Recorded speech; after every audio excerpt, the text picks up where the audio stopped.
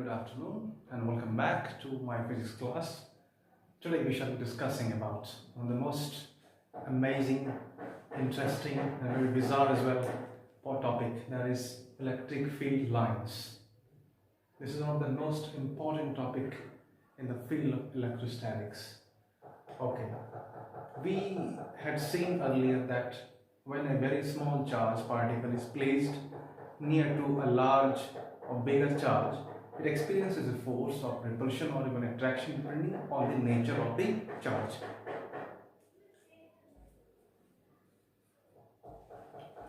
So, why does a small charge experience a force?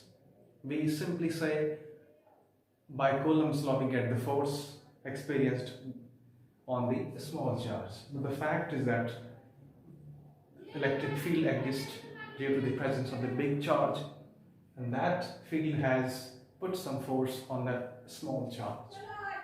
But what is the origin, or what is the nature, what is the mediator of electric field and then force to the small charge? Obviously the credit goes to the gentleman electric field lines. We must say this is a gentleman because it's been doing a lot of wonderful jobs, which really comprehensively collects a large amount of area of the electric static study.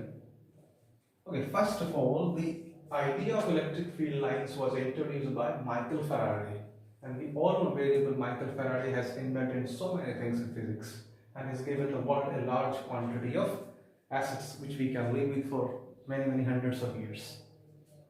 Okay, coming back to the point, electric field, suppose I have a big charge, this is a source charge, and that is a small charge.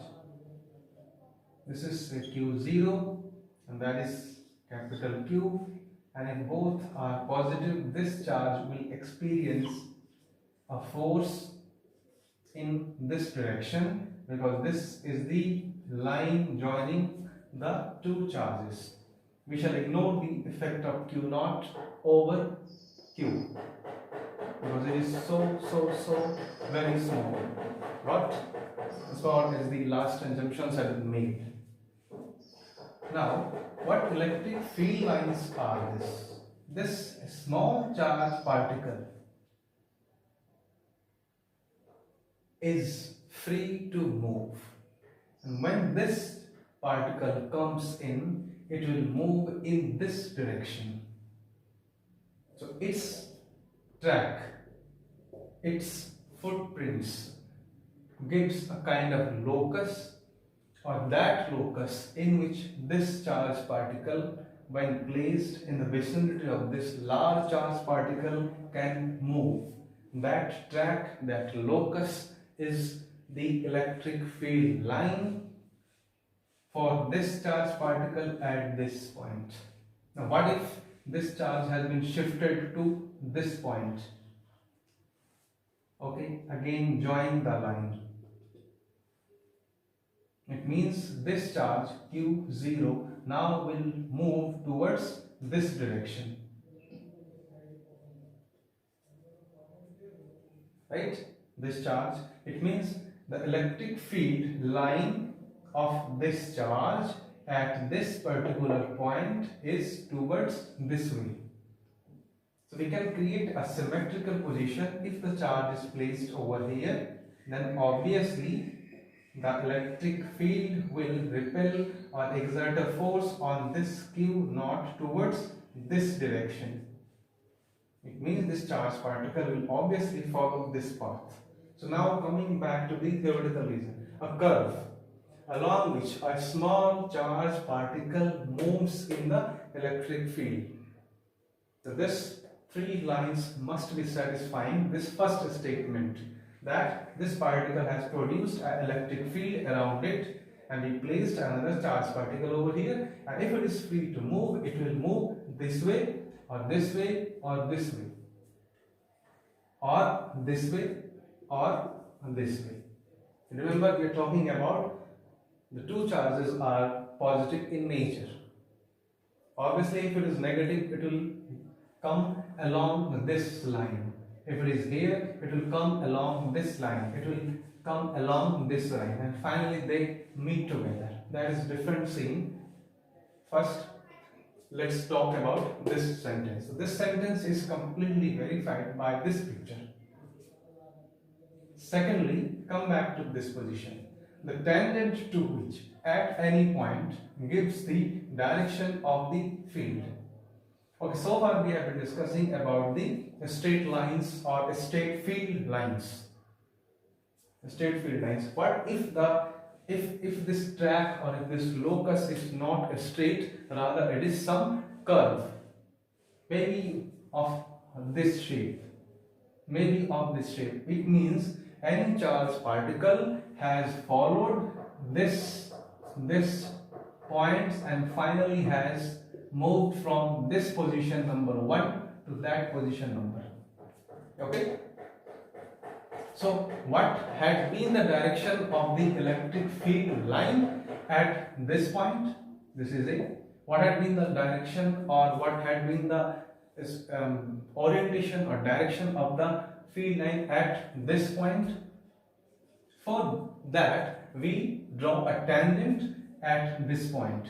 It means the tangent is drawn this way. This is, say, my first tangent T1, and this at this point the tangent drawn is this way, that is T2. It means when the particle, that is Q naught, if it was placed at this point, obviously it had experienced a force along this direction. This might have been the direction of the force. That's why it had a tendency to move that way. But due to any reason, the particle had followed this path. It means there might have been some kind of force which has compelled this to move along this curve. What if the particle was here? If it was here at B, then it might have experienced a force along the tangent T2.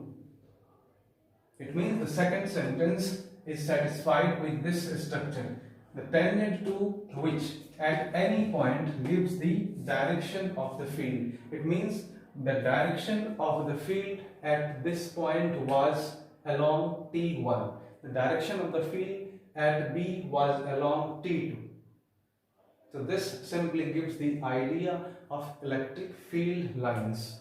Michael Faraday first of all called these as line of forces, but that was making a kind of confusion among the scientists to understand the phenomena or behavior of the electric field. So rather it came through different sequences, and finally it was named as field lines.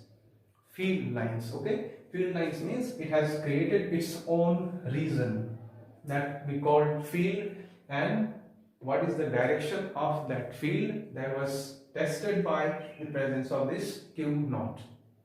So this is the idea of simply electric field lines.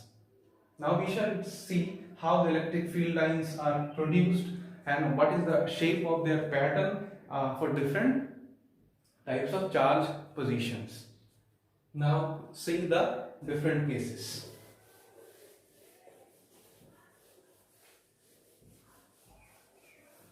What if I have a positive charge? This is a positive charge.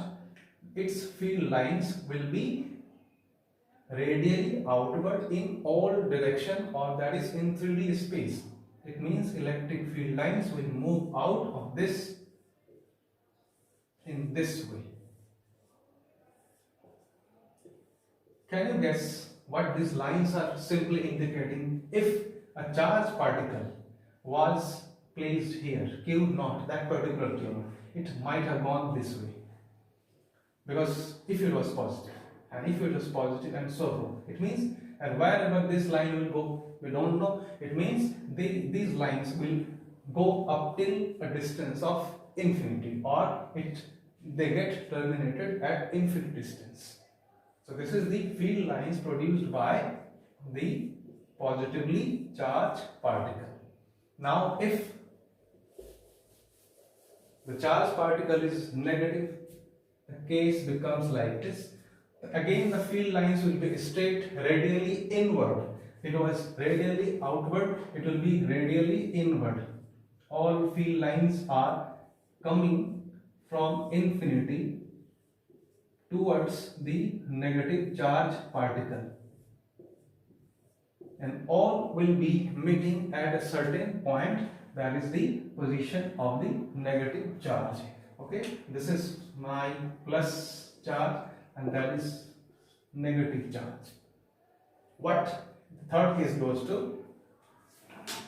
the combination of a positive and a negative charge. This is a positive charge and that is a negative charge. So first of all, they are simply straight, then they start moving this way. This line will be simply outward and this line will be simply outward. Now the line start from this way. You have to simply know the pattern of the electric field lines, and these all lines are outward, or simply generating, you can say for the sake of now, the positive charge is producing field lines and this is simply absorbing all the lines.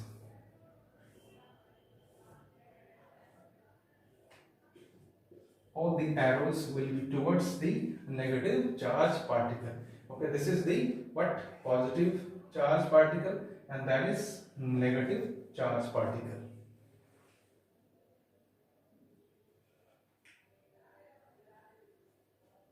That's it. That is, electric field lines start from the positive charge particle and terminate at the negative charge particle. Now we have a fourth case, that is, what if both the charges are of same nature, say positive. This means these two charges, if they are of same strength, that is, both are of 1 coulomb positively charged, then they produce field like this.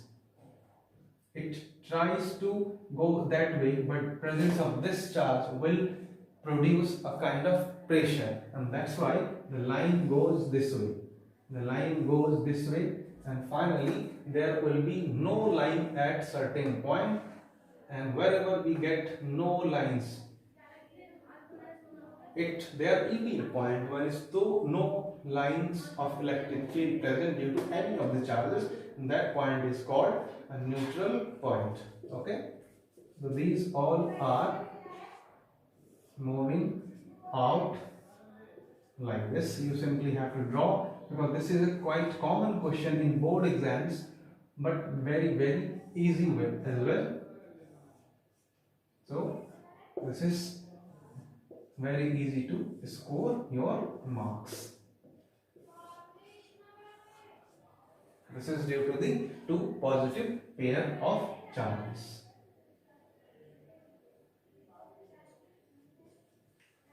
But now we have four picture of the charge combinations. One more is there in our CBSE or NCERT syllabus, that is, if I have a positively charged sheet, this is a positively charged sheet, very thin sheet, then obviously the electric field lines will go this way out. Remember, the arrows will be always out, because the system is made of positively charged particles. So these are the patterns being formed by the combination of different sort of charges. Okay, have a look, and this is very easy but quite commonly asked in board exams. Okay, that's simply the conclusion of the electric field lines.